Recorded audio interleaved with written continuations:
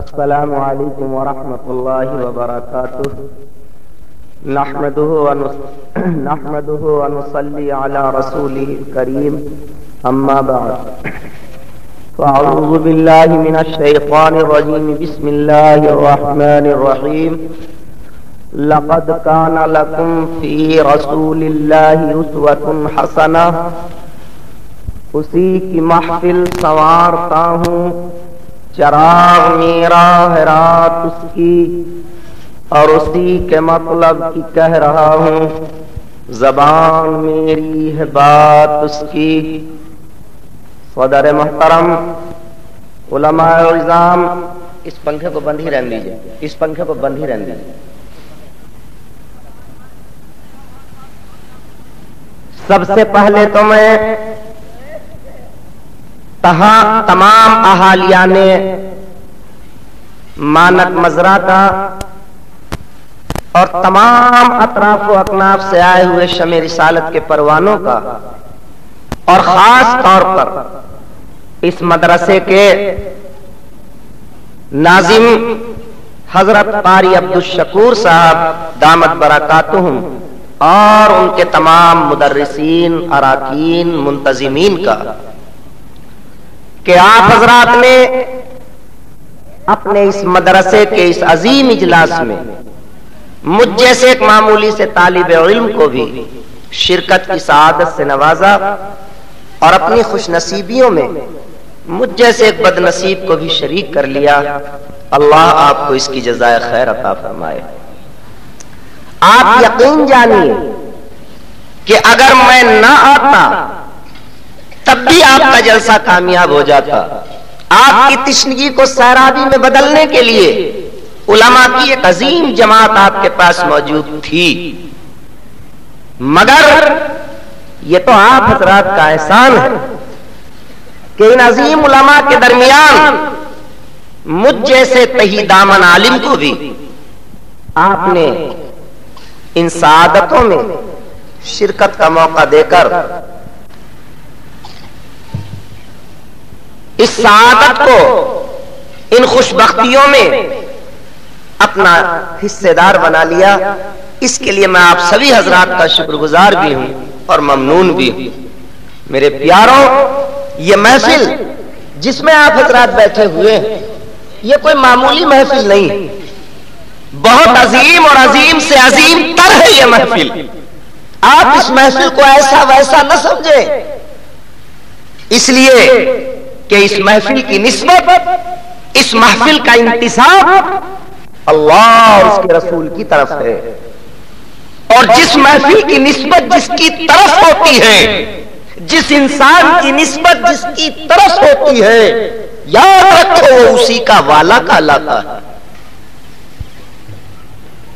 ابھی ہمارے ملک میں الیکشن ہوا، آپ نے اس الیکشن کا منظر دیکھا ہوگا، میں نے بھی دیکھا ہے۔ دیکھنے کا انداز الگ الگ ہوتا ہے۔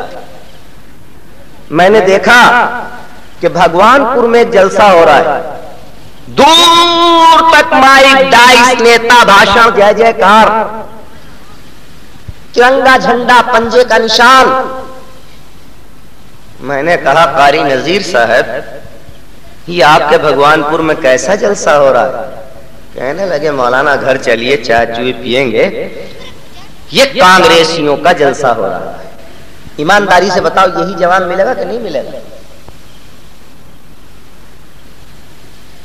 میں آگے چھٹمل پور پہنچا، وہاں بھی ایک ایسے ہی جلسہ ہو رہا تھا، مائک، ڈائس، نیتا، دور تک انسانوں کا سمندر ٹھاٹے مارتا ہوا سمندر، مگر ذرا سا فرق تھا، ترنگے نشان کی بجائے دو چھٹانک کے کپڑے پر 25-30 کلو کی سائیکل لہرا رہی تھی۔ میں نے کہا یہ کیسا جلسہ ہے؟ حضرت مولانا سالم صاحب، اسلم صاحب دامت برکاتہم نے کہا مولانا اندر مدرسے میں چلو، یہ سپاہیوں کا جلسہ ہو رہا ہے، سماجوادی کا جلسہ ہو رہا ہے۔ میں گاگا لیری پہنچا تو وہاں بھی جلسہ ہو رہا تھا، مگر وہاں دیکھ کے عجیب حال ہوا کہ دو چھٹانک کے ہاتھ کپڑے پر تقریباً 2 ٹن کا ہاتھی لٹک رہا تھا. میں نے کہا یہ کیسا جلسہ ہے؟ لوگوں نے کہا یہ باسپا کا جلسہ ہو رہا ہے، بہوجن سماج پارٹی کا جلسہ ہو رہا ہے. میں ناگل پہنچا تو دور تک بھگوا جھنڈے، بھگوا کپڑے، تلک دھاری، جے شری رام کے نعرے. میں نے کہا کمبھ کا میلہ تو ہریدوار میں لگ رہا ہے، یہاں اس کی برانچ قائم ہو گئی ہے کیا؟ کہنے لگے یہ کمبھ کا میلہ نہیں ہے، یہ بھاجپائیوں کا جلسہ ہو رہا ہے، بی جے پی والوں کا جلسہ ہو رہا ہے. تو ان کا جو کام ہے وہ اہل سیاست جانے.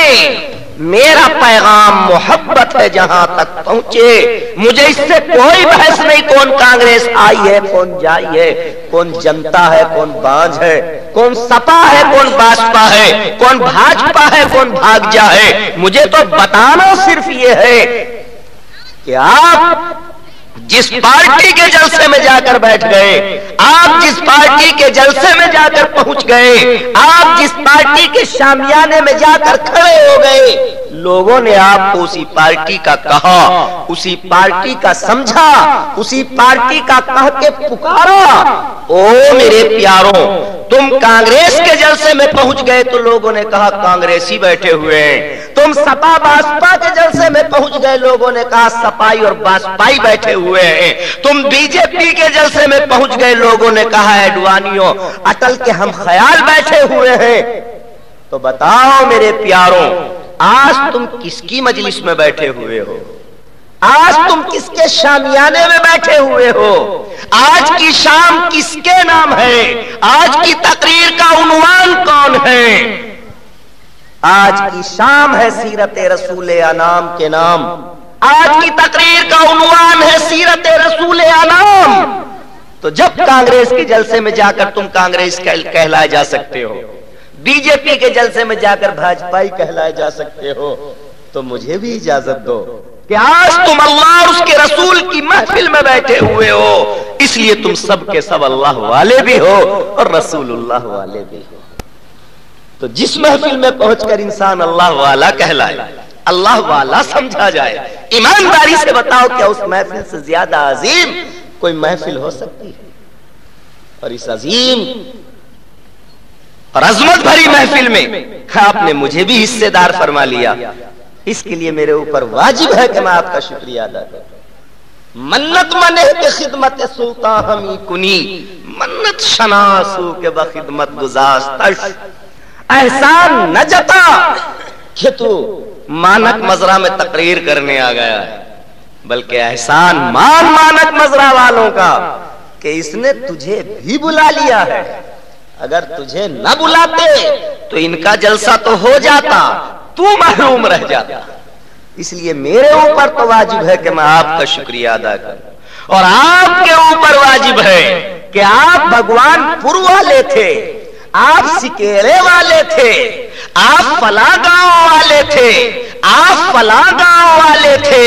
خدا کی قسم اس جلسے میں آپ کو بلا کر بھگوان پور والے ہوں گے، سکیرے والے ہوں گے. اس وقت آپ کو ان مانک مزرے والوں نے، قاری عبدالشکور والوں نے اللہ اور اس کے رسول کی نسبت پر بلا کر اللہ والا اور رسول اللہ والا بنا دیا. اس لیے آپ پر بھی شکر واجب ہے کہ آپ ان حضرات کا شکریہ ادا کریں کہ آپ کو اتنی عظیم نسبت عطا کر دی کہ جس سے بڑی اور عظیم نسبت نہ ہو سکتی ہے، اور نہ خدا کی قسم اس سے بڑی عظیم نسبت کوئی ہے. اور ایک بات اچھی طرح یاد رکھو کہ انسان کی جس جیسی نسبت ہوتی ہے اس کے ساتھ ویسا ہی معاملہ بھی ہوا کرتا ہے. میں مارکیٹ پہنچا، 5 میٹر کپڑا لے کر آیا، 6 میٹر کپڑا لے کر آیا. کیا میٹر کپڑا لایا بھائی؟ بولنا منع ہے، میری تقریر میں بولنا منع نہیں، چاہے جتنا بول. کیا میٹر کپڑا لے کر آیا؟ 6. 4 میٹر کا میں نے سلوا دیا اپنی بیوی کو سوٹ، 1 میٹر کا سلوا دیا اپنی بچی کو فراق.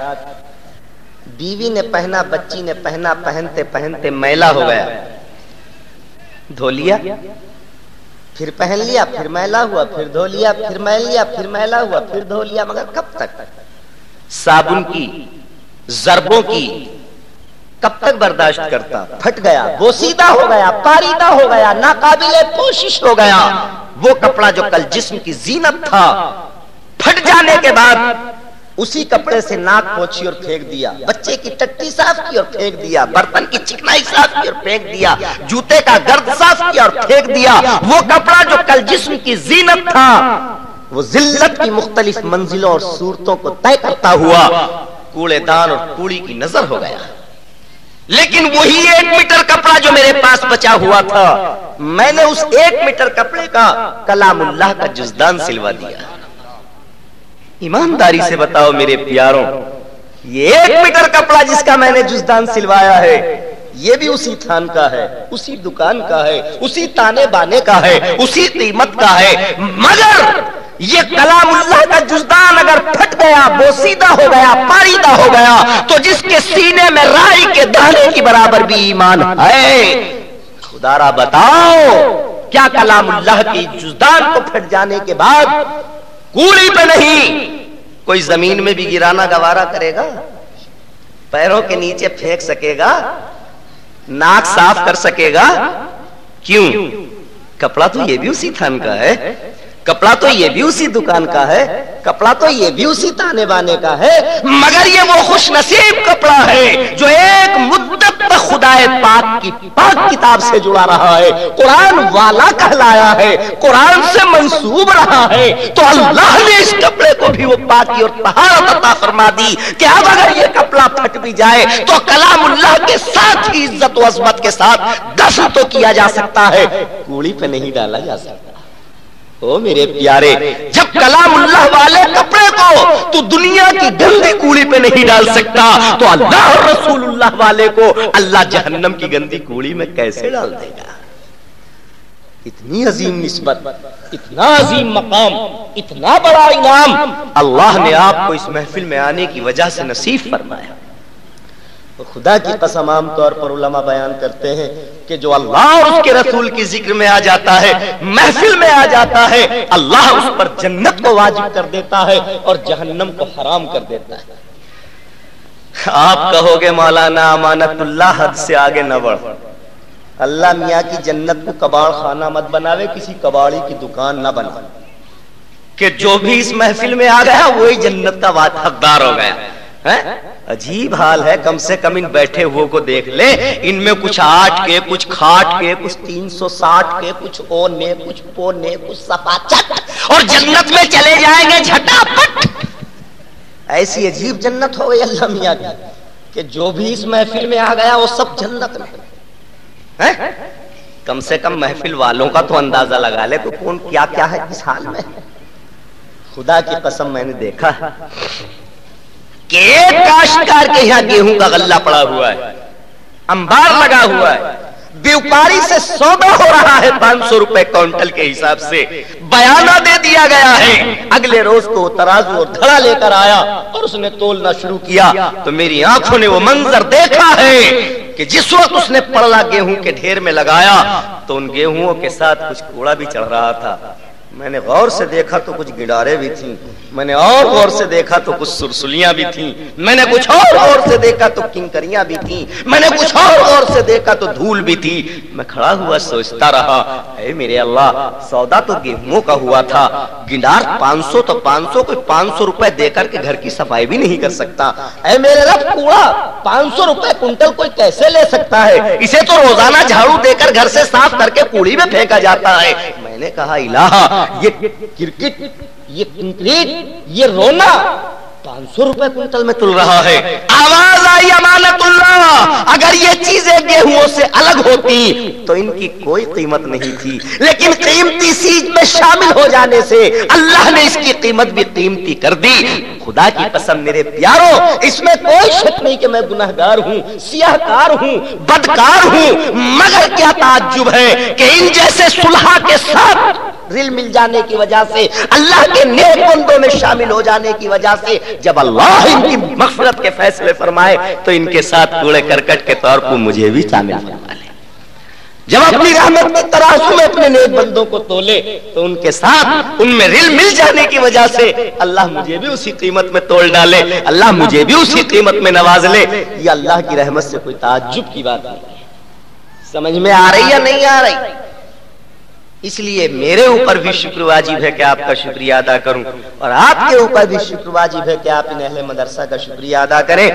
میں نے آپ حضرات چونکہ کئی مقررین کی تقریریں سن چکے، بچوں کے مکالمات سنے، نعتیں سنی، نظمیں سنی، اور آپ نے مدرسہ رحمت العلوم کے بچوں کے مکالمات تقریریں سن کر یہ اندازہ لگا لیا کہ اس مدرسے میں آپ کے بچوں کے اندر جوہر علم پیدا کرنے کے لیے کتنی محنت کی گئی ہے، ان کی صلاحیتوں کو اجاگر کرنے کے لیے اساتذہ کرام نے کیا کیا فشانیاں کی ہیں، یہ آپ نے اندازہ لگا لیا۔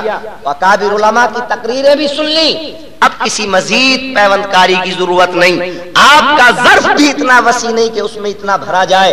میں نے ان ساری باتوں کو ملحوظ رکھتے ہوئے قرآن عظیم کی ایک بہت چھوٹی سی آیت تلاوت کی۔ چھوٹی سی آیت کے تلاوت کرنے کا مقصد یہ ہے کہ بہت مختصر سے وقت میں صرف چند باتیں اس آیت سے متعلق آپ سے عرض کر کے رخصت ہو جاؤں گا۔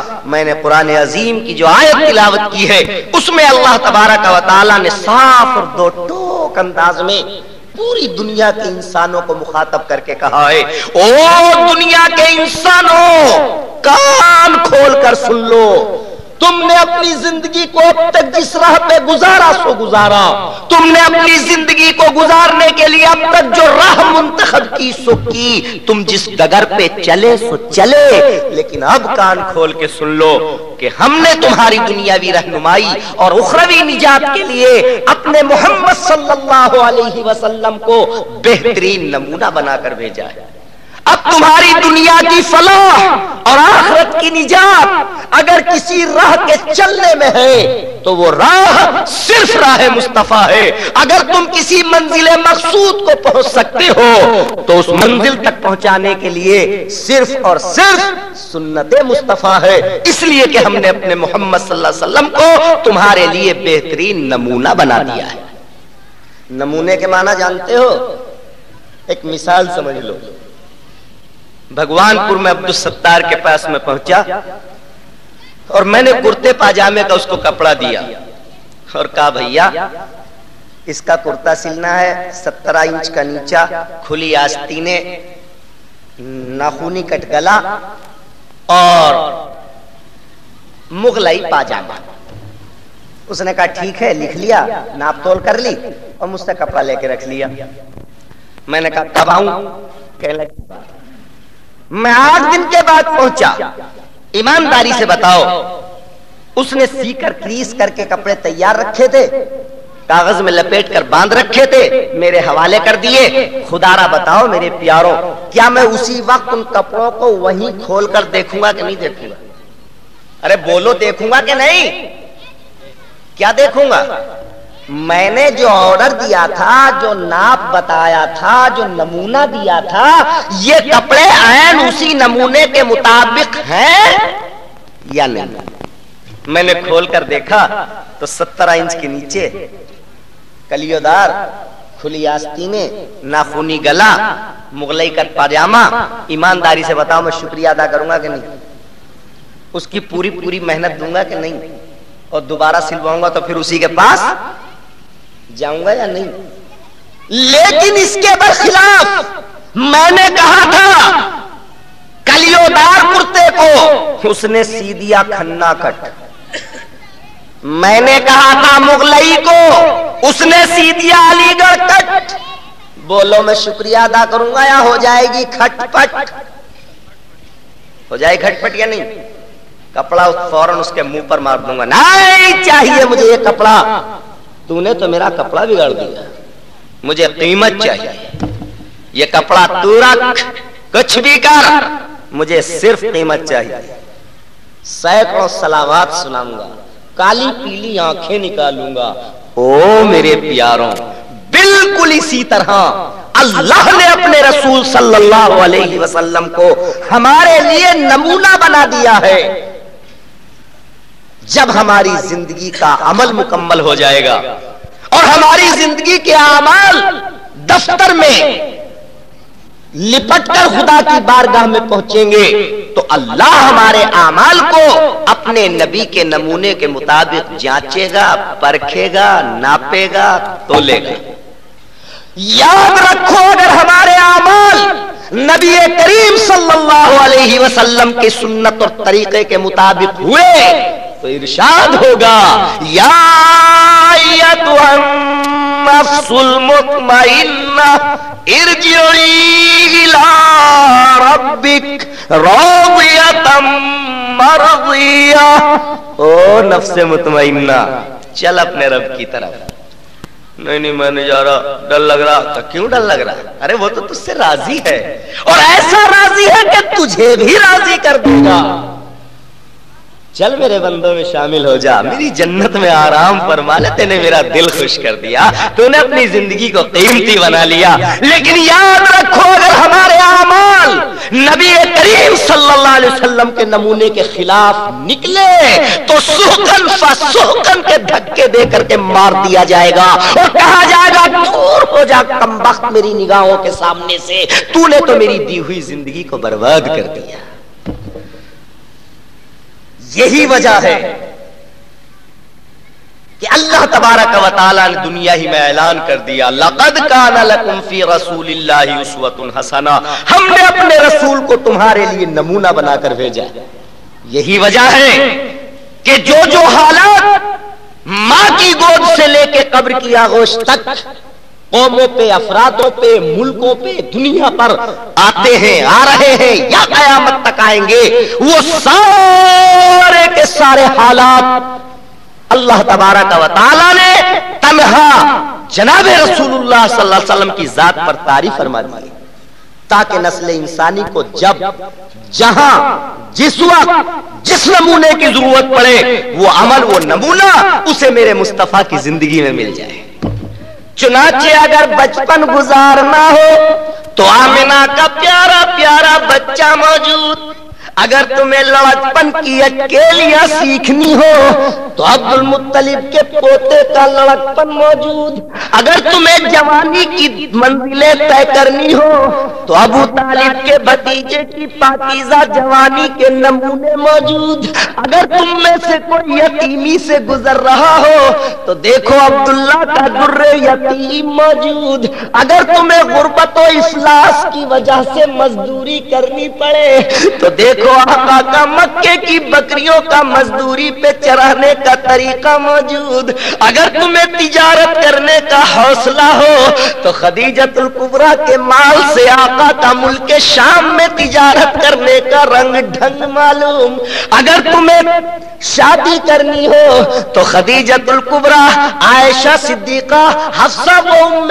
سلمہ کے شوہر کا نمونہ موجود، ارے اگر تمہیں باپ کا رول ادا کرنا ہو تو زینب و رقیہ و کلثوم و فاطمہ کے ابا کا کردار موجود، اگر تمہیں اپنے بچوں کی شادی بیاہ کرنے ہو تو آقا کا اپنی چار بیٹیوں کے نکاح کرنے کا طریقہ موجود، اگر کسی کے بیٹا ہو کر انتقال ہو جائے تو آقا کے ہاتھوں پہ ابراہیم کا جنازہ موجود، اگر کسی کی بیٹی کو نکاح کے بعد طلاق لگ جائے تو آقا کی دو بیٹیوں کو طلاق لگنے کا حادثہ موجود، ارے اگر تم غریب ہو تو آقا کے پیٹ پہ دو پتھروں کے نشان موجود، ایک مہینے تک چولہے میں آگ نہ جلنے کی روایتیں موجود، اور اگر تم امیر ہو تو آقا کے گھر میں ہیرے جواہرات کے ڈھیر موجود، اگر تم مظلوم ہو تو مکے کا مظلوم اعظم موجود، اور اگر تم قیدی ہو تو شاب ابی طالب میں 30 سال کا قیدی موجود، اگر تمہیں ظلم و ستم کا نشانہ بنایا جائے تو دیکھو آقا کی راہوں میں کانٹوں کا بچھانا موجود، چھتوں سے کوڑے کا ڈالنا موجود، سامنے سے گالیاں اور تالیوں کی گونج موجود، ارے اگر تمہیں وطن عزیز بھی چھوڑنا پڑے تو دیکھو مدینے کا مہاجر موجود، اگر تمہیں اپنی دشمنوں سے صلح و آشتی کرنی ہو تو صلح حدیبیہ کی تحریریں موجود، اور اگر اللہ کے دشمنوں سے دو ہاتھ साथ खेलने हो तो बदर और उहद के जर्नेल आजम की अदाएं मौजूद। अगर तुम किसी महाज पे शिकस्त खा जाओ तो उहद में आका के दंदान मुबारक की शहादत मौजूद। और खुदा तुम्हें फातिह बना दे तो देखो फातिह मक्का की शान मौजूद। अरे अगर तुम्हें इमामत करनी हो तो मस्जिद नबवी के इमाम मौजूद। और अगर तुम्हें तकरीर सीखनी हो तो ताइफ में पत्थरों की बौछारों में आका की तकरीर के नमूने मौजूद। अरे अगर तुम काजी और जज हो तो आका का चटाई पर बैठकर अदल इंसाफ के फैसलों के नमूने मौजूद। अगर तुम काश्तकार हो तो आका का खैबर की जमीनों के नज़्मो नस्ख का तरीका मालूम मौजूद। गरज ये है कि मां की गोद से लेके कब्र की आगोश तक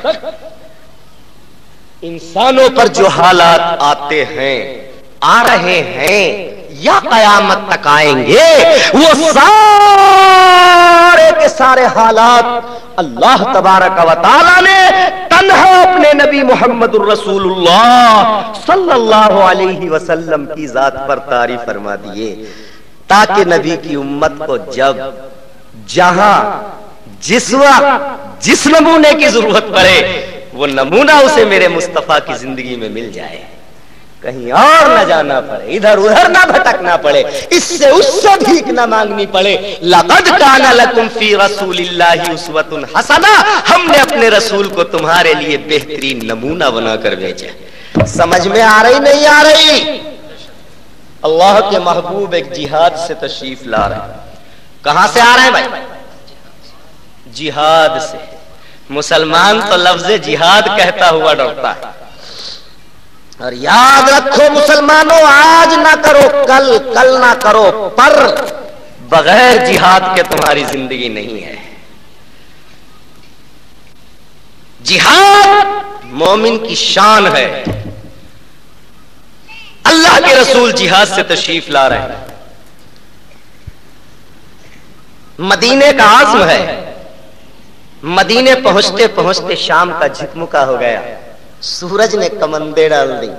अल्लाह के रसूल ने अपने मिजाज के मुताबिक ऐलान किया, मेरे प्यारों, मेरी आंखों के तारों, आसमानी हिदायत के सितारों, रात हो चुकी है, सूरज ने कमंदे डाल दी हैं, अब हम शहर में दाखिल नहीं होंगे, यहीं पड़ाव होगा, खेमे नस्ब करो, आराम करो।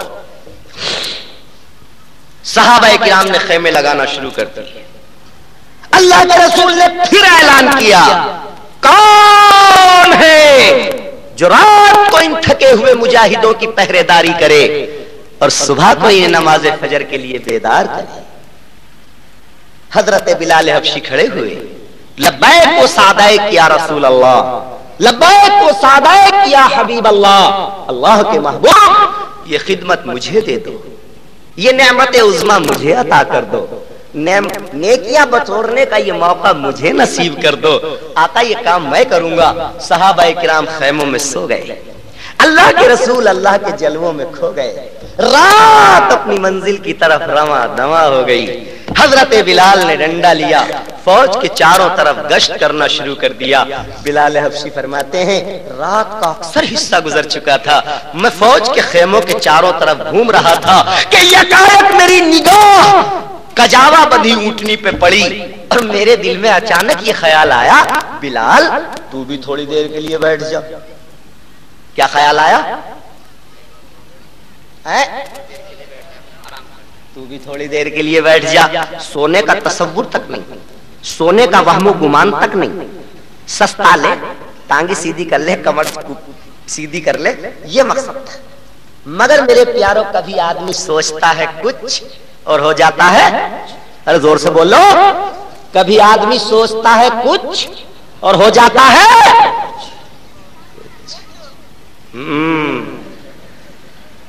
बड़ी एक आदमी की आवाज निकली। आपने सुना होगा एक बांदी का वाकया, जिसका काम ये था, जिसकी ड्यूटी ये थी, जिसका मनसब ये था कि बादशाह का बिस्तरा बिछा दिया, समेट दिया, बिछा दिया, समेट दिया, बिछा दिया, समेट दिया, बिछा दिया, समेट दिया। शाम हुई बिछा दिया, सुबह हुई समेट दिया, तो उसका काम ही ये था। ایک دن بستر بچھاتے بچھاتے اسے خیال آیا کتنا نرم و نازک ہے یہ بستر، کتنا گداز ہے یہ بستر، کتنا مزہ آتا ہوگا میرے آقا کو اس پر لیٹ کر، ابھی تو بہت دیر ہے، آج چلو اس پر لیٹ کر دیکھیں کتنا مزہ آتا ہوگا۔ یہ سوچا اور لیٹ گئی، سارا دن کی تھکی ہوئی تھی، لیٹتے ہی بادشاہ کا بستر کہاں باندی کو نصیب ہوتا ہے، لیٹتے ہی نیند آ گئی، اور ایسی نیند آئی، ایسی آئی، ایسی آئی، ایسی آئی میرے پیاروں کہ بادشاہ آ گیا اور باندی سوتی رہی۔ بادشاہ نے دیکھا جس باندی کو میرے جوتوں کی چاپ سن کر کے دروازے پہ آ جانا چاہیے تھا وہ خراٹے لے کر سو رہی اور ہم الو کے پٹھے کھڑے ہیں، واہ، غصے میں لال پیلا ہو گیا، کہا جلاد درہ لے کر آؤ، تانبے کے پیسوں سے جڑا ہوا درہ جلاد لے کر آیا، سوئی ہوئی باندی پہ پورے زور و طاقت کے ساتھ مارا، باندی چیخی تڑپی اور کھڑی ہو گئی، دوسرا درہ مارا، تڑپتی چیختی باندی کے لبوں پہ مسکراہٹوں کے پھولوں کی کلیاں کھل گئی، تیسرا درہ مارا، درے کی گڑگڑاہٹ کو باندی کے قہقہوں نے دبا لیا۔ بادشاہ کے حیرت کی انتہا نہ رہی، میں تو سوچ رہا تھا پہلا درہ کھا کے پیروں میں گر جائے گی، معافی مانگے گی، آئندہ ایسا نہ کرنے کا وعدہ کرے گی، مگر اس کے جتنے کوڑے پڑ رہے ہیں، اس کی مسکراہٹیں، اس کی گڑگڑاہٹیں، اس کی سسکیاں مسکراہٹوں میں بدل رہی ہیں، اچانک چوٹ لگنے سے اس کے دماغ کی کوئی رگ تو نہیں ہٹ گئی؟ جلاد رک جا، اور باندی کی طرف مخاطب ہو کر کہا باندی دروں کی گڑگڑاہٹ میں تیرے قہقہوں کی وجہ، باندی کہتی ہے بادشاہ دروں کی گڑگڑاہٹ میں میرے قہقہوں کی وجہ نہ پوچھ، اگر میں نے اپنے ہنسنے کا سبب بتا دیا تو تیری زندگی بھر کی مسکراہٹوں کو آگ لگ جائے گی۔ بادشاہ اصرار کرتا ہے، باندی انکار کرتی ہے، بادشاہ مجبور کرتا ہے، باندی اظہار کرتی ہے اور کہتی ہے بادشاہ اگر میرے ہنسنے کی وجہ پوچھنا چاہتا ہے تو سن، میں کیوں ہنسی ہوں، کس تصور نے مجھے ہنسایا ہے، کس یقین نے گدگدی لی ہے میرے پیارو۔ باندی کہتی ہے اللہ وہ یقین وہ تصور ہم سب کو نصیب فرما دے۔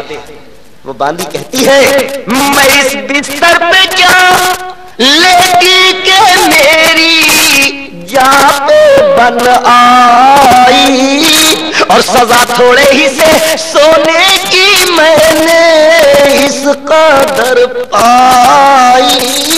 اے بادشاہ میں کیوں ہنسی ہوں، بروز حشر جس دن حاضری پیش خدا ہوگی، اور جو اس پہ عمر بھر سویا اسے کتنی سزا ہو۔ اے بادشاہ میں تو چند لمحہ سوئی ہوں، چند کوڑوں سے میری سزا کی مکافات ہو جائے گی، لیکن ہنسی اس لیے ہوں کہ کتنا بیوقوف ہے میرا بادشاہ، کتنا احمق ہے میرا شاہ، کہ جس بستر پہ زندگی بھر سوتا چلا آیا ہے اس بستر پہ سونے کی سزا کوڑے مقرر کیے ہیں، میں سوئی تو مجھے مارا۔ او میرے بادشاہ جب تو اپنے اس بستر پہ سے سوتا ہوا خدا کی بڑی عدالت میں اٹھایا جائے گا اور اس بستر پہ سونے کی سزا کوڑے ہیں تو سوچ تیرے جسم پہ کتنے کوڑے برسیں گے۔ میرے پیاروں باندیوں کا تصور یہ تھا، باندیوں کے ایمان و یقین کا عالم یہ تھا۔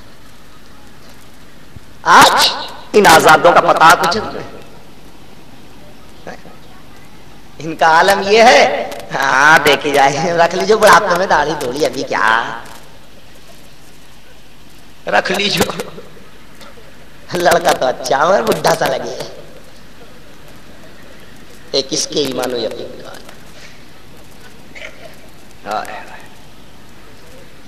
حضرت بلال حبشی کی نیت کی سونے کی نہیں تھی، ذرا سا سستا لوں ٹیک لگا لوں، مگر ٹیک ایسی لگی ایسی لگی ایسی لگی ایسی لگی مانک مزرا والوں کہ بل لگی رہ گئی۔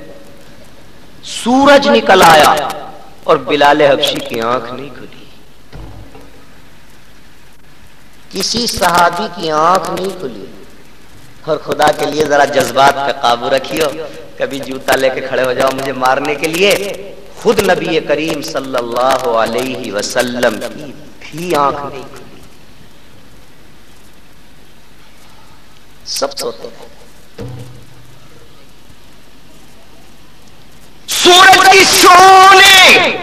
رخسار مصطفیٰ کے بوسے لیے، تب اللہ کے رسول کی سورج، نماز، بلال، این البلال، کہاں گیا بلال؟ اسے تو ہم نے نماز کی ڈیوٹی کے لیے بیدار کرنے کی ذمہ داری دے کر بھیجا تھا. سب کی آنکھ لگ گئی، سب کی نماز قضا ہو گئی. تلاش کیا تو دیکھا کہ بلال کجاوا بدھی اونٹنی سے ٹیک لگا کر خراٹوں بھری نیند سو رہے ہیں. اللہ کے رسول نے شانہ، سورج، نماز. اللہ کے رسول اپنی اس کوتاہی، فریضہ منصبی کی عدم ادائیگی کے احساس میں ڈوب گیا بلال. شرمندگی سے سر جھک گیا بلال کا، اور ہاتھ جوڑ کر یوں فرمایا، مجھ سے غلطی ہو گئی آقا، مجھے معاف کر دو آقا. میرے پیاروں، یہی کمال آدمیت ہے، یہی مانوتا ہے، یہی انسانیت ہے کہ غلطی ہو جائے تو اپنی غلطی کو غلطی مان لو. نہ ہو جس سے کبھی غلطی اسے رحمان کہتے ہیں، اور جو غلطی کر کے پچھتا لے اسے انسان کہتے ہیں، اور جو غلطی پر کرے غلطی اسے حیوان کہتے ہیں، اور جو غلطی کر کے اڑ جائے اسے شیطان کہتے ہیں. آقا مجھ سے غلطی ہو گئی، مجھے معاف کر دو آقا.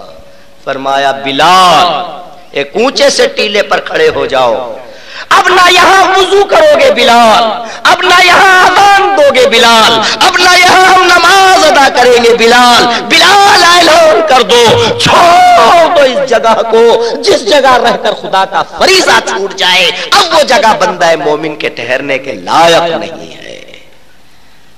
او محمد الرسول اللہ کے ماننے والوں، او اللہ کے رسول کی تعریفیں سن کر جھوم جھوم کر داد تحسین دینے والوں، اپنے اپنے گریبانوں میں منہ ڈال کر دیکھو کہ آج ہمارے کتنے فرائض جنگلوں میں چھوٹ رہے ہیں، خدا کے کتنے فرائض اسٹالوں پہ چھوٹ رہے ہیں، خدا کے کتنے احکامات چوپالوں اور بیٹھوں پہ بیٹھ کے چھوٹ رہے ہیں. او میرے پیارے، تیرے آقا کا حکم تو یہ تھا، چھوڑ دو اس جگہ کو جس جگہ رہ کر خدا کا فریضہ چھوٹ جائے، پھر وہ جگہ تمہارے ٹھہرنے کے لائق. کیوں؟ اس لیے کہ جو چیز جہاں بگڑتی ہے وہ سدھرتی نہیں.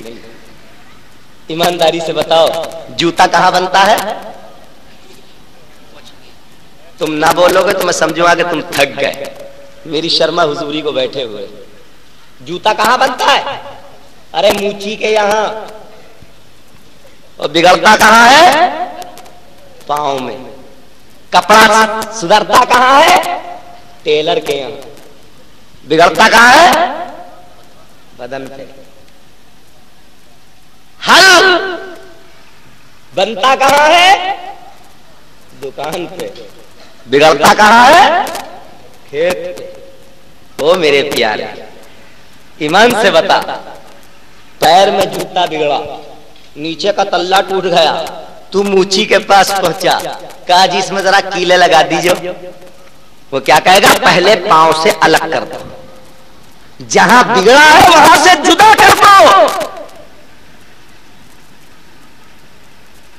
آپ نے کہا میرا جیب پھٹ گئی اندر کی طرح سے سی دیجو، وہ کہے گا یہ چیز جیب جہاں رہ کے بگڑی ہے وہاں سے الگ کر دو، وہاں سے الگ کر دو. گھڑی کٹے میں بگڑے گی، سدھرے گی واچ میکر کے یہاں. کپڑا کس پہ بگڑے گا؟ سدھرے گا ٹیلر کے یہاں. جوتا پاؤں میں بگڑے گا، سدھرے گا موچی کے یہاں. اور میرے پیارے، تو بازاروں میں بگڑے گا، ٹی اسٹالوں میں بگڑے گا،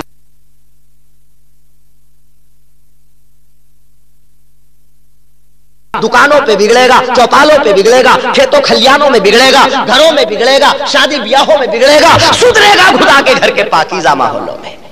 وہ تیرے سدھار کا ورکشاپ ہے، وہ تیرے سدھار کا کارخانہ ہے. سمجھ میں آ رہی بات نہیں؟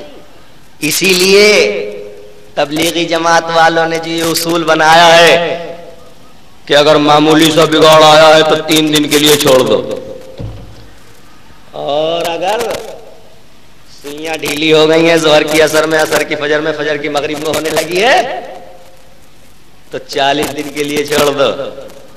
اور اگر گاڑی کا انجن بالکل ٹھپ ہو گیا ہے، صفائی کی ضرورت ہے، تو 4 مہینے کے لیے چھوڑ دو، اور اگر انجن کو پورا اوور ہالنگ کرانا ہے تو 1 سال کے لیے چھوڑ دو۔ یہ تبلیغی جماعت نے جو تعداد مقرر کیے،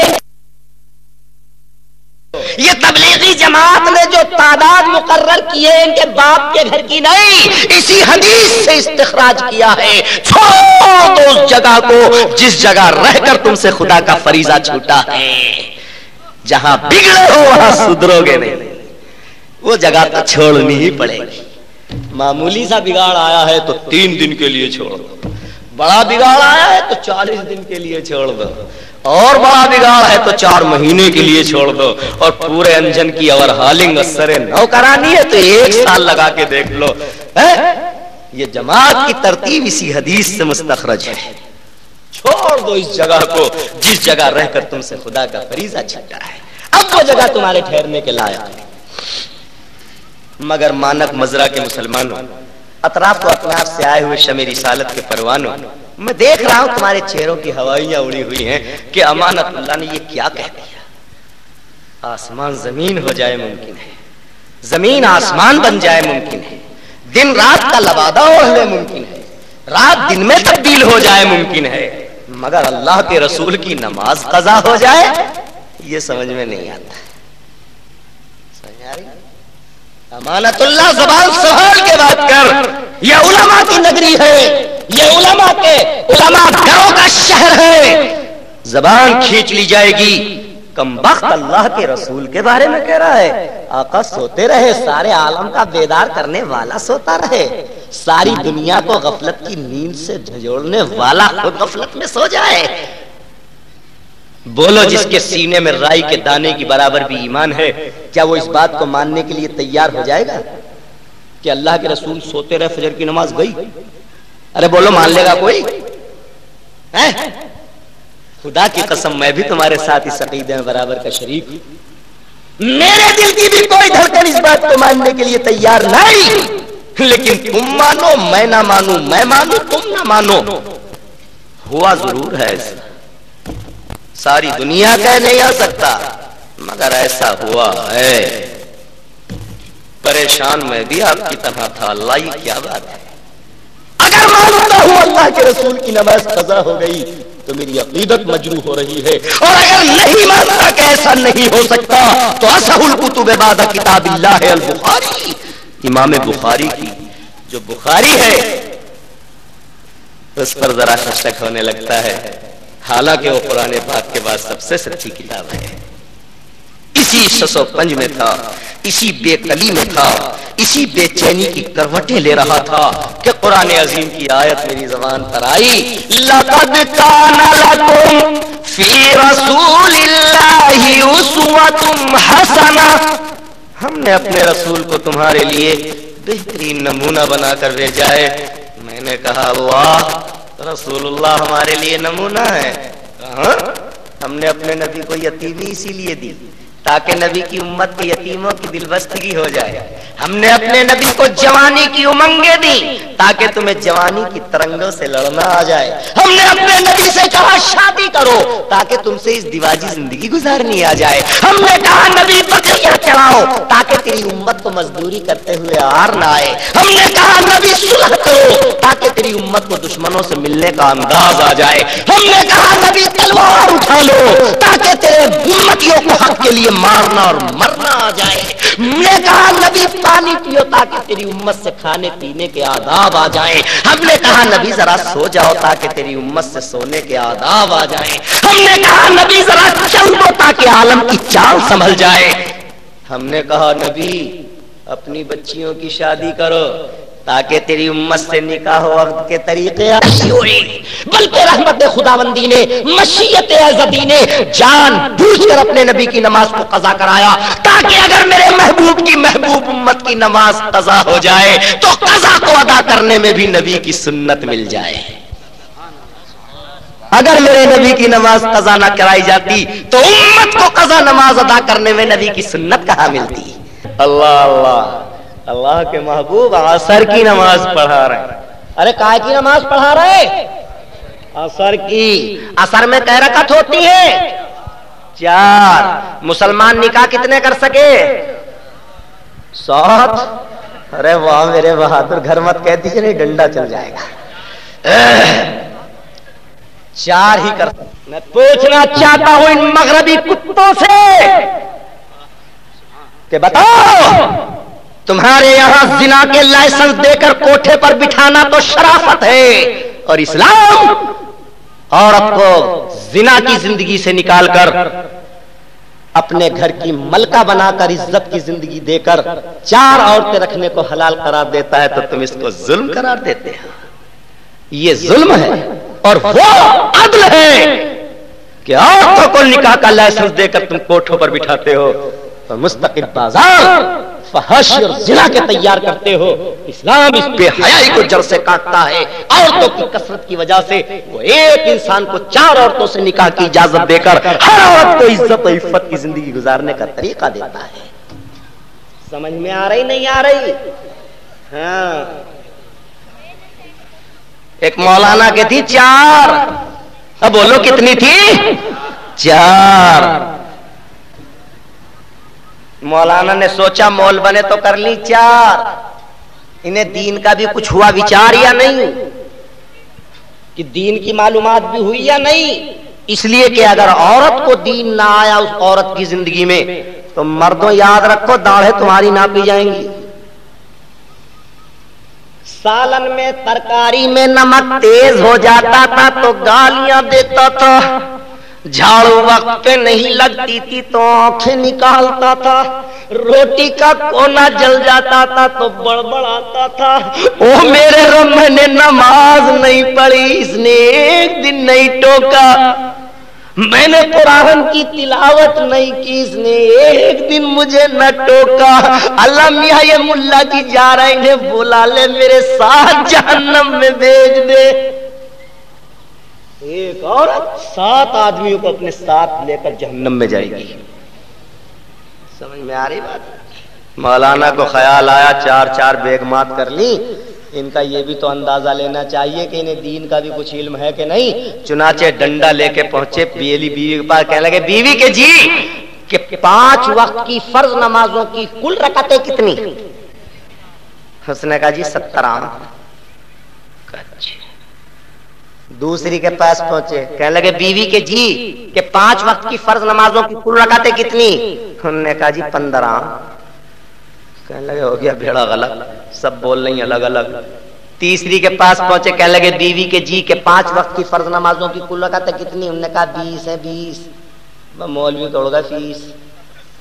ایک بتا رہی 15، ایک بتا رہی 70 اور ایک کہہ رہی 20.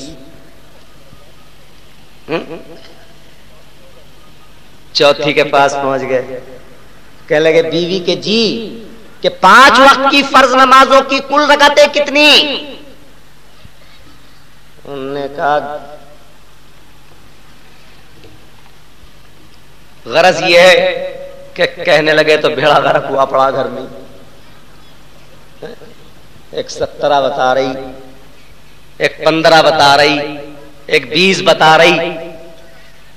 پہنچے اور کہنے لگے بیوی کے جی کہ 5 وقت کی فرض نمازوں کی جو تُو نے 17 بتائیں ذرا گنوئیے کا، اس میں کیا پریشانی، گن لو. فجر کی 2، ظہر کی 4، عصر کی 4 10، مغرب کی 3 13 اور عشاء کی 4 17. کہنے لگے ہاں تو ٹھیک کہہ رہی. دوسری کے پاس پہنچ گیا، کہنے لگے بیوی کے جی کہ 5 وقت کی فرض نمازوں کی جو تُو نے 20 بتائیں ذرا گنوئیے. کہنے لگی پہلی نے کتنی بتائی تھی؟ الٹی اور مولوی پہ سواری گاٹ لی. کہنے لگے نے تو 17 بتائی تھی. کہا کیسے کیسے ذرا گنوئیو؟ کہا گن لے. فجر کی 2، ظہر کی 4، عصر کی 4، مغرب کی 3، عصر کی 2، فجر کی 2، ظہر کی 4، عصر کی 4 10، مغرب کی 3 13 اور عشاء کی 4 17. کہنے لگی 3 رکعت نماز وتر واجب نہ ہو تمہارے ابا پڑھیں گے. ہو گئے 20 نا. کہنے لگی ہاں تو بھی ٹھیک سی کہے. تیسری کے پاس پہنچ گیا، کہنے لگے بیوی کے جی کہ 5 وقت کی فرض نمازوں کی جو تُو نے 15 رکعت بتائیں ذرا گنوئیے. کہنے لگی آج دن کا ہے کہا کہ دن تو جمعے کا تو گن لے. فجر کی بھی 2 اور جمعے کی بھی 2، 4 اور عصر کی 4 8 اور مغرب کی 3 11 اور عشاء کی 4 ہو گئی 15 نا؟ کہنے لگا ہاں تو بھی ٹھیک سی کہے. چوتھی کے پاس پہنچے، کہنے لگے بیوی کے جی کہ 5 وقت کی فرض نماز ہوگی جو تم نے 11 رکعت بتائے ذرا گنوائیے. کہنے لگی جی تم بھی بڑے بھولے آدمی، مجھ سے کہہ گیا بمبئی جانا ٹکٹ اوکے ہو گیا، کم سے کم راستے میں کچھ کھانے پینے کے لیے سامان بھی تیار کرنا بتانا چاہیے نا کس دن جانا. کہ ہاں غلطی ہو گئی، کل کو ہی جانا تھا. کہ کل کو جاؤ گے تو ہاں کہ تو گن لو. فجر کی پڑھ کے بیٹھیں گے 2، رستے میں ظہر کی پڑھیں گے 2، عصر کی پڑھیں گے 2 6، اور مغرب کی 3 9 اور عشاء کی 2. کہنے لگے ہاں تو بھی ٹھیک سی کہے. اس زمانے کی عورتوں کے علم کا یاد اور ان کے علم کا، یہ حمیدہ رسیدہ جو بیٹھی ان کا پتہ کچھ. ان کا تو عالم یہ ہے کہ فتوے لاویں گے تو ایسے ایسے جو کسی مفتی کے ابا کو بھی یاد نہ ہو. اگر چھپر پہ کوا بیٹھ کر کے بول جاتا ہے تو کہتی ہے ہمارے گھر کوئی مہمان آتا ہے. کوے نے کہی کاؤں حمیدہ رکھ دے ہنڈی آنے والا سمدھی. ایسے ایسے مسئلے جو قرآن میں نہیں، حدیث میں نہیں. اور ویسے شوہر کا منہ زبان لام زبان سے نکلا اور نکاح پھسلا. اور ویسے ایسی کھری کھری سناؤ گی جسی کو انتہا نہیں، جھگڑا ہو جائے. اور ویسے میاں کا نام نہیں لینے کی. ان کے اس کے ابو، ان کے ابو، ان کے لڑکے، ان کے اور ان کے کرتی رہے گی اور مر جائے گی. اور یوں نہ کہنے کہ میرے شوہر کا فلانا.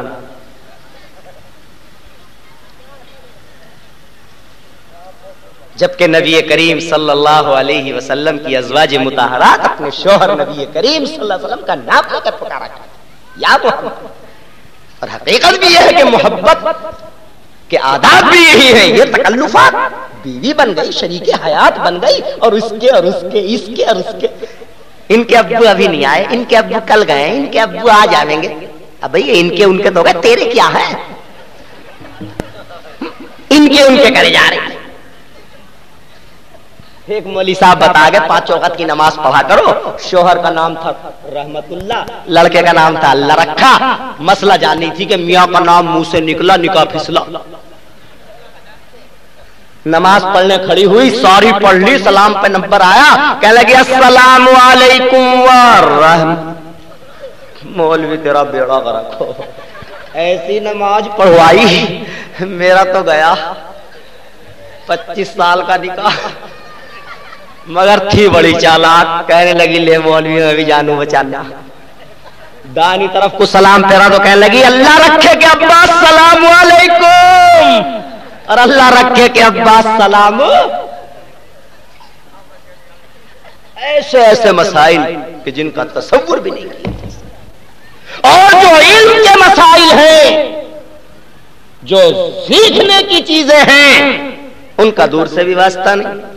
قرآن عظیم سن کے دیکھو تو سبحان اللہ ایسا پڑھے ہیں کہ فرشتے بھی جھومتے ہوں گے آسمان. الحمدللہ رب العالمین الرحمن الرحیم مالک یوم الدین. ایسی دین بجائے ہے. اور ڈھولک پہ جب تال لگے ہیں تو اللہ محلے کی نیند. ایک زمانہ تھا، ایک دور تھا میری ماں اور بہنوں، ایک وقت کی شکل میں نبی کریم صلی اللہ علیہ وسلم کی بارگاہ میں پہنچی تھی. ارے بولو اجازت ہے سنانے کی؟ نا جانے کا پروگرام تو نہ ہے کہیں. جماعت بنا کر آئی اور یوں کہنے لگی اللہ کے رسول آپ مردوں کے رسول ہو یا ہمارے بھی ہو؟ فرمایا میں تو سب کے لیے اللہ کا رسول بنا کر بھیجا گیا ہوں.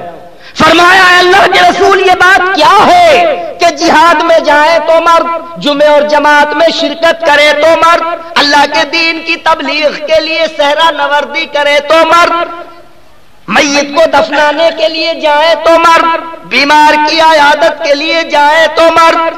اے اللہ کے رسول دین کے بڑے بڑے حصے تو ان کے لیے مقرر کر دیے اور ہمیں وہی گھر میں توا تغاری پہ چھوڑ دیا. کیا ہم نے آپ کا کلمہ نہیں پڑھا آقا؟ کیا جنت میں بھی ہم ان سے پیچھے رہ جائیں گے آقا؟ فرمایا میری بیٹیوں تم سے پیارا سوال آج تک نہ کسی عورت نے کیا ہے نہ قیامت تک کرے گی. سنو میری بیٹیوں، اگر تم 3 کام کر لو، 3، تو اللہ مردوں کے سارے اعمال کی برابر تمہیں بغیر کرے عطا فرما دے گا۔ مرد سارے عمل کرے گا تو ثواب ملے گا، اور تجھے میری بیٹی اللہ صرف 3 عمل کرنے کی بنیاد پر سارے اعمال کی برابر بغیر کرے ثواب عطا فرما دے گا۔ بولو ہے خوش نصیب یہ عورت یا نہیں؟ تمہیں کرنے سے ملے، اللہ اسے بغیر کرے عطا فرما دے گا، اور دین ہی کے معاملے میں نہیں، اللہ اسے دنیا کے معاملے میں بغیر کرے عطا فرما دے گا۔ دیکھو ہمارے حضرت مولانا قاری عبدالشکور صاحب نے 3 سال تک تو حفظ کیا ہوگا، اور مولویت پڑھی ہوگی تو 9 سال اس میں لگائے ہوں گے، تب کہلائے ہوں گے قاری مولانا عبدالشکور صاحب۔ لیکن جس سے نکاح ہوا ہوگا، چاہے وہ بغدادی قاعدہ بھی نہ پڑھی بھی ہو، مگر نکاح ہوتے ہی قارن جی، مولبن جی، بن گئی بغیر کرے نہ بن گئی۔ اور اگر ہمارے قاری نذیر احمد صاحب مفتی بن جاوے تو قارن مفت میں مفتن۔ تم انٹر کرو، BUMS کرو، MBBS کرو، تب بنو ڈاکٹر، اور یہ مرغی کی نواز بھی دیکھنی نہ چاہے، اور نکاح ہو جائے ڈاکٹر سے۔ ڈاکٹر نہیں جی، ڈاکٹر صاحب کہاں ہیں؟ تم BTC کرو، BH کرو، تب بنو ماسٹر، اور یہ ABCD بھی نہ جانے اور ماسٹر نہیں جی۔ تم بناؤ چوپال، کرسیاں رکھو، حقے بھرو، چائے پلاؤ، تب کہلاؤ پٹھان۔ تم تو جنگل میں بوئیو دھان، حوالے کی پٹھانی، پٹھان کہاں ہے؟ اللہ اسے بغیر کرے دیتا ہے۔ فرمایا میری بیٹیوں تم صرف 3 کام کر لو، اللہ تمہیں مردوں کے سارے اعمال کی برابر بغیر کرے عطا فرما دے گا۔ پہلا کام کیا کرو؟ بتا دو ان کا پہلا کام ہے۔ سب سے پہلا کام، گھر میں خوشی تو جہان میں خوشی، گھر میں کڑھن تو جہان میں کڑھن، اور گھر کی خوشی اور کڑھن میری بہن، میری بیٹی، میری ماں کے ہاتھ میں ہے۔ اس لیے فرمایا میری بیٹی تیرا سب سے پہلا کام یہ ہے کہ اپنے شوہر کی خدمت و اطاعت کر۔ گھر میں خوشی کا ماحول ہوگا تو سورج کی تپتی ہوئی شعائیں تیرے شوہر کے لبوں کی مسکراہٹ کو سکھا نہیں سکیں گی، اور گھر میں اگر کڑھن کا ماحول ہوگا تو کشمیر کی حسین وادیاں تیرے شوہر کے لبوں پہ مسکراہٹ بچھا نہیں سکیں گی۔ اور گھر کا سکھ اور دکھ میری بیٹی، میری ماں، میری بہن کے ہاتھ میں ہے۔ فرمایا سب سے پہلا کام یہ ہے کہ اپنے شوہر کی خدمت و اطاعت کر، اور خدمت و اطاعت کے آداب بھی بتائے۔ فرمایا جب تیرا شوہر باہر سے گھر میں آئے، بیٹھی ہے تو کھڑی ہو جا، اور کھڑی ہو کے الو کی طرح نہ تکنے لگ، بلکہ دروازے کی طرف لپک، اور دروازے سے اپنے شوہر کا استقبال کرتی ہوئی لا، کرتے کے دامن سے ہوا کرنا شروع کر دے، دوپٹے کے کونے سے اس کی پیشانی کا پسینہ صاف کر دے، اور ٹھنڈا پانی پینے کے لیے پیش کر دے۔ مگر یہ مئی جون میں تو چل جائے گا، جنوری فروری مت کر دیو ایسا۔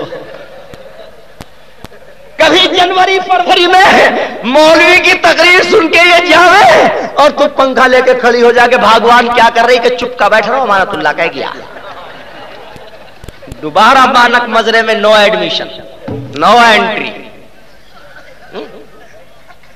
ہو چکا میرے ساتھ ایسا۔ میں اپنے یہاں ترجمہ کلام پاک کرتا تھا، تقریباً 7 سال میں نے کیا ہے اپنے یہاں۔ اس میں کسی آیت کے ذیل میں نے یہ حدیث سنا دی، عورت تھی بڑی چست و چالاک، ایک ہمارے محلے کی، اس نے کہا لے آج ہی عمل کروں گی۔ شوہر بیچارہ دھوپ میں تھکا تھکایا، کندھے پر ہل رکھا، ہاتھوں میں بیل کے جیوڑے، ایک ہاتھ میں پینی، سر پہ پتی کا بوجھ۔ اب وہ دروازے میں اٹک گیا، انہوں نے دیکھا شوہر آ گیا تو وہ کھلکھلا کے ہنسنے لگی۔ میں نے کہا تھا نا کہ جب شوہر آئے تو اس انداز میں دیکھو کہ شوہر کے لبوں پہ مسکراہٹ آ جائے، وہ خود ہنسنے لگی۔ انہوں نے کہا یہ مولانا کے ترجمے میں کیا جانے لگی، مجھے بیوقوف سمجھنے لگی۔ بس سوٹے کی پہنی تھی، سوائے سوائے سوائے کہنے لگی، اوئے اوئے اوئے وہ ظالم کیوں مار رہا ہو کہ تو مجھے دیکھ کے ہنسی کیوں کہ جوانی کٹے امانت اللہ نے کہا کیوں؟ میں تو عمل کر رہی ہوں۔ تو میرے پیاروں، پہلی خوبی یہ ہونی چاہیے کہ جب تیرا شوہر باہر سے گھر میں آئے تو تیرے گفتگو کا انداز ایسا ہو، تیری بات کرنے کا اسٹائل اس انداز کا ہو کہ تیرے شوہر کے لبوں پر مسکرتوں کے پھول کھل جائیں۔ کیوں؟ اس لیے کہ عورت اور مرد ایک دوسرے کے رفیق حیات ہیں۔ آپ خط لکھتے ہو اپنی بیوی کو تو اس کا پہلا سینٹینس، پہلا جملہ، پہلا لفظ ہوتا ہے میری رفیقہ حیات۔ میری زندگی کے سفر کی ساتھی، اور سفر کا ساتھی وہ ہے جو سفر میں ایک دوسرے کا دکھ درد بانٹ کر چلے۔ میں یہاں سے چلا بھگوان پور تک، قاری نذیر احمد صاحب میرے محسن و کرم فرما، آپ کے علاقے کے قدیم مجاہد نوجوان عالم میرے ساتھ تھے۔ 4 دھوڑی کا بوجھ میرے سر پہ رکھا ہوا تھا اور قاری صاحب کے ہاتھ میں تسبیح تھی۔ 1 کلومیٹر چلنے کے بعد میں تو کہہ رہا ہوں ہائے اللہ، اور قاری صاحب کہہ رہے ہیں سبحان اللہ، میں کہہ رہا ہوں ہائے اللہ، قاری صاحب کہہ رہے ہیں سبحان اللہ۔ ایمان سے بتاؤ میں ان کو اپنا اچھا ساتھی سمجھوں گا؟ اچھا ساتھی تو جب تھا کہ جب یہ محسوس کرتا مولانا کو بوجھ محسوس ہونے لگا ہوگا، لائیے مول صاحب میں لے لوں۔ جب میں یہ محسوس کرتا قاری صاحب تھک گئے ہوں گے، لائیے قاری صاحب میں لے لوں۔ بولو سفر کتنا خوشگوار گزرتا۔ خدا کی قسم جب مرد گھر میں باہر سے آتا ہے تو اس کے سر پہ بھی کم سے کم 4-8 دھڑی کا بوجھ اس کے سر پہ ہوتا ہے۔ کارخانے دار ہے تو نگرانی کا بوجھ، مزدور ہے تو جافشانی کا بوجھ، دکاندار ہے تو کتنا بکا، کتنا آیا، کتنا نقد، کتنا ادھار، کتنا نفع، کتنا نقصان، 8 گھنٹے کا بورڈ ریشن، کاشتکار ہے تو نیچے ڈیلے اوپر سورج ہاتھ میں پانی ٹک ٹکا ٹکا، دوڑا دوڑا دوڑا دوڑا، 8 گھنٹے کی محنت، 8 گھنٹے کا تھکا تھکایا گھر میں آیا، بیوی نے اہلم و سہلم و مرحبا، خوش آمدید، ویلکم، سواگتم کہہ کر اپنے شوہر کا استقبال کیا۔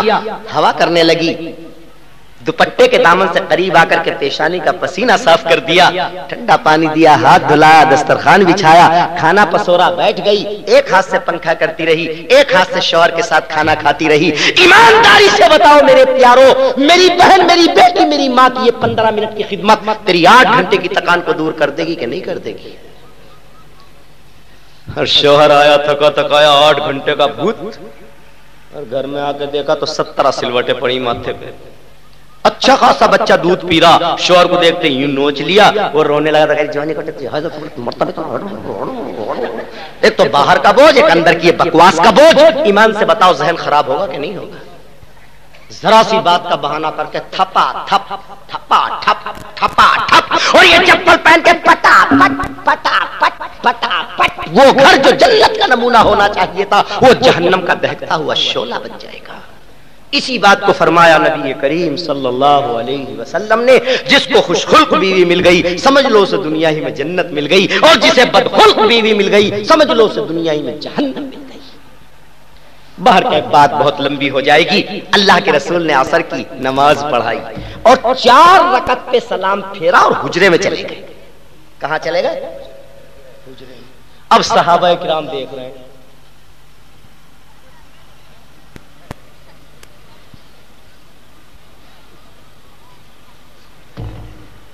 زبان سے کوئی نہیں کہہ رہا، اشارے تھے۔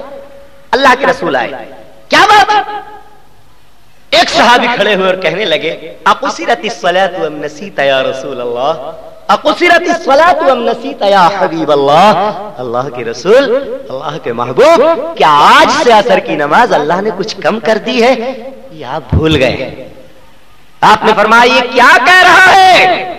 ایک صحابی ہیں، وہ کھڑے ہوئے اور کہنے لگے، ہاں یا رسول اللہ، کچھ تو ہوا ہے، کچھ تو۔ یہ ہے اپنے امام کا احترام۔ اور آج امام سے ذرا سی غلطی ہو جائے نماز پڑھاتے ہوئے تو 65 سال کا بڈھا وضو خانے پہ سے کہے گا میں تو نماز تھوڑی پڑھاؤں گا گھر گھومے۔ جس امام کے پیچھے تم نماز پڑھتے ہو اگر تمہارے قلب میں اس کا احترام اور عظمت نہیں ہے، خدا کی قسم تیری نماز نماز نہیں ہے۔ دنیا کے جھوٹے مقدمے لڑنے والے وکیلوں کو 5000 کی ڈالی دیتا ہے، وکیل صاحب وکیل صاحب وکیل صاحب کلائیے، اچھا وکیل صاحب وکیل صاحب۔ ان باطل پرستوں کو، ان جھوٹے مقدمے بازوں کو، ان باطل کے قانون کے وکیلوں کو تو لاکھوں روپے کا وظیفہ بھی دیتا ہے اور خوشامدی بھی کرتا ہے، پاؤں جوڑی بھی کرتا ہے، اور خدا کی بارگاہ کے وکیل کو جو تیری خدا سے گفتگو کرا رہا ہے، جو تجھے خدا کے پیروں تک پہنچا رہا ہے، جو تجھے خدا کی بارگاہ میں بٹھا رہا ہے، تو اسے نوکر اور غلام سمجھتا ہے۔ یاد رکھ یہی وجہ ہے کہ آج تو نمازی ہے مگر تیری نماز میں وہ نور نہیں ہے جو نماز میں ہونا چاہیے۔ سمجھ میں آ رہی نہیں؟ خدا کی قسم اگر امام کے جوتے میں نفرت سے ٹھوکر مار دی، یاد رکھ تیرا ایمان پہ خاتمہ نہیں ہو سکتا۔ کتنی نمازیں پڑھ لے، کتنی قرآن پڑھ لے، کتنی داڑھی رکھ لے، کتنی جلسے سن لے، اگر تو نے اپنے امام کی توہین کی ہے تو تیرا ایمان پہ خاتمہ نہیں ہو سکتا۔ اللہ کے رسول صلی اللہ علیہ وسلم کا غلام کہتا ہے ہاں یا رسول اللہ کچھ تو ہوا ہے. آقا نے اسے ایک رکعت کو پورا کرایا. میرے پیاروں، جس نے توریت و انجیل کے بھولے ہوئے سبق دہرا دیے، جس نے امم سابقہ کو ان کی کھوئی ہوئی راہ بتا دی ہو، جو امی ہو اور جس نے توریت و انجیل و زبور کو منسوخ کر دیا ہو، ایسا میرا نبی اپنے پیاروں کو نماز پڑھائے اور ایک رکعت بھول جائے؟ نہیں نہیں نہیں، ایسا کبھی نہیں ہو سکتا. آقا کو بھول نہیں لگی، بلکہ رحمت خداوندی نے، مشیت ایزدی نے جان بوجھ کے اپنے نبی کو نماز میں بھول لگوائی. اگر نبی کو نماز میں بھول نہ لگتی تو قیامت تک نبی کے مصلی کی نیابت کرنے والے اماموں کو جو بھول لگتی، ان کو بھول کے پورا کرنے کی سنت کہاں سے ملتی؟ نبی کی نماز میں بھول لگوا دی گئی تاکہ نبی کے نائبوں کو اگر نماز پڑھاتے ہوئے بھول لگ جائے تو بھول کو پورا کرنے کی نبی کی سنت مل جائے. لقد کان لکم فی رسول اللہ اسوۃ حسنہ، تحقیق ہم نے اپنے رسول کو تمہارے لیے بہترین نمونہ بنا کر بھیجا ہے. سمجھ میں آ رہی نہیں آ رہی؟ اگر آ رہی ہے تو ایک بات بتاتا، بس ایک سوال پوچھو اور چھٹی. ایک سوال میرے پیاروں، اللہ نے اپنے نبی کو ہمارے لیے نمونہ بنا کر بھیجا ہے، ہر عمل میں نمونہ بنا کر بھیجا ہے. اب ہماری دنیا کی فلاح اور آخرت کی نجات اگر کسی نمونے میں ہے تو یاد رکھو وہ نمونہ صرف نمونہ مصطفیٰ ہے. اگر ہم کسی راہ پہ چل کر منزل مقصود تک پہنچ سکتے ہیں تو وہ راہ صرف راہ مصطفیٰ ہے. اور میرے پیاروں، راہ مصطفیٰ کا سبق، اسوہ مصطفی کا سبق کالجوں میں پڑھایا جاتا ہے، اسکولوں میں پڑھایا جاتا ہے، مانٹیسریوں میں پڑھایا جاتا ہے، نرسریوں میں پڑھایا جاتا ہے. اللہ کے رسول کی زندگی کا نمونہ اگر محفوظ ہے اور ساری دنیا میں اجاگر کیا جا رہا ہے تو وہ مدارس اسلامیہ ہے. کالج و یونیورسٹیوں میں تمہیں ملے گا سامان بنانے کا علم. گھوڑا کیسے بنے گا، گھوڑی کیسے بنے گی، کرسی کیسے بنے گی، مائک کیسے بنے گا، مائک ٹیپ کیسے بنے گا، ریل کیسے بنے گی، ایٹم بم کیسے بنے گا، میزائل کیسے بنے گا، راکٹ کیسے بنے گا، اور شامیانہ کیسے بنے گا، ٹیپ ریکارڈ کیسے بنے گا، ٹیلی ویژن کیسے بنے گا، ٹیپ ریکارڈ کیسے بنے گا، وی سی آر کیسے بنے گا، اور ٹیلی ویژن اور جو ٹیلی فون کیسے بنے گا، فیکس کیسے بنے گا. کالج اور یونیورسٹیوں میں سکھایا جاتا ہے سامان بنانا. ان مدارس اسلامیہ میں سامان بنانا نہیں سکھاتا، اسوہ رسالت سے مرصع کر کے یہاں انسانوں کو انسان بنانا سکھایا جاتا ہے. ایمان سے بتاؤ میرے پیاروں، سامان اچھا ہے انسان اچھا؟ ارے بولے کرسی اچھی، امانت اللہ اچھا، یہ مدرسے کی چار دیواری اچھی ہے، مقاری عبدالشکور اچھا، موٹر سائیکل اچھی کہ چلانے والا اچھا، ارے ہوائی جہاز اچھا کہ پائلٹ اچھا؟ تو بولو ابوالکلام دنیا کا عظیم سائنسداں، میزائل اور جن بنانے والا، جو انسانوں کو ہلاک کرنے والا سامان ہے، وہ اچھا، یا یہ حافظ عبدالشکور آپ کے بچوں کو قرآن کی تعلیم سے مرصع کر کے دنیا کو بہترین انسان دینے والا قاری عبدالشکور اچھا؟ سامان کے بغیر گزر سکتی ہے، لیکن جس دن دنیا میں انسانیت نہ رہی، دنیا نہیں رہے گی. اس لیے میرے پیاروں، اگر آج میں تم سے کہوں بولو، ہندوؤں سے کہوں، کسی مہاشے جی سے پوچھوں رام کرشن جی کا زمانہ اچھا تھا کہ یہ زمانہ اچھا ہے، ہندو کہے گا جی رام کرشن کا زمانہ مولوی صاحب وہ تو زمانہ ہی آتا. اگر میں کسی پادری سے کہوں بولو یسوع مسیح کا زمانہ بہتر تھا کہ یہ زمانہ بہتر تھا، وہ کہے گا مولانا یسوع مسیح کے زمانے میں کس کا زمانہ لگ سکتا ہے. او مسلمانوں، اگر میں آپ سے پوچھوں بتاؤ محمد رسول اللہ کا زمانہ اچھا تھا کہ یہ زمانہ اچھا ہے، آپ کہو گے آقا کے زمانے سے تو کوئی بھی زمانہ اچھا نہیں ہو سکتا. میں تینوں کو لائن میں کھڑا کر کے کہوں گا کیوں وہ زمانہ اچھا کیوں تھا. اس زمانے میں بلڈنگیں نہیں تھی، اس زمانے میں بجلی نہیں تھی، اس زمانے میں ٹیلی فون نہیں تھا، اس زمانے میں فیکس نہیں تھا، اس زمانے میں سائنس نہیں تھا، اس زمانے میں ٹیکنالوجی نہیں تھی، اس زمانے میں بایولوجی نہیں تھی، اس زمانے میں الٹرا ساؤنڈ نہیں تھا، اس زمانے میں ایسے ایسے آلات نہیں تھے، اس زمانے میں چلنے پھرنے کے ایسے سامانات نہیں تھے. آپ کہو گے مولانا یہ ساری دنیا کے سامان نہ ہو نہ صحیح، مگر اس زمانے کا انسان انسان تھا. معلوم ہوا زمانہ انسان سے بنتا ہے، سامان سے نہیں بنتا. یہ دنیا والے سامان بنا رہے ہیں، یہ مدرسے والے انسان بنا رہے ہیں. سمجھنے میں آ رہی نہیں؟ اس لیے میرے پیاروں ایمانداری سے بتاؤ، آج کالج اور یونیورسٹی سے زیادہ ان مدرسوں کی امداد کی ضرورت ہے کہ نہیں ہے؟ ارے بے شک بے شک کر رہا ہو. ہے کوئی اللہ کا شعر اس پورے مجمع میں جو 500 روپے دے دے کہ لو مولانا ہدایت العلوم کے لیے جنگل کی اس وادی میں قرآن عظیم کے اس منارے کے لیے میں 500 روپے دے رہا ہوں؟ ایک اللہ کا شعر ہے کوئی ایسا؟ جزاک اللہ. وہ آیا میرا نوجوان, دعا کر دو اللہ اس کی جوانی میں برکت عطا فرمائے, اللہ اس کو جوانی ہی میں حج بیت اللہ کرائے, اللہ جوانی ہی میں اس کو حاجی بنا دے. کہہ دو آمین. ارے ذرا زور سے کہہ دو.